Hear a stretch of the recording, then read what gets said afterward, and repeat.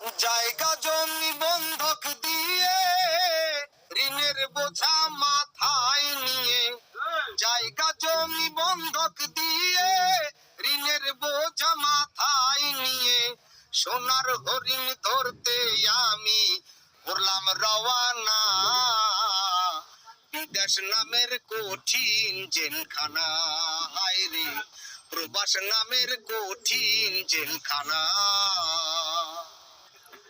বিদায় বেলা মা জননী কানতে কানতে যারে যার বুকে টেনে বলেছিল দেখিবা জানার একবার।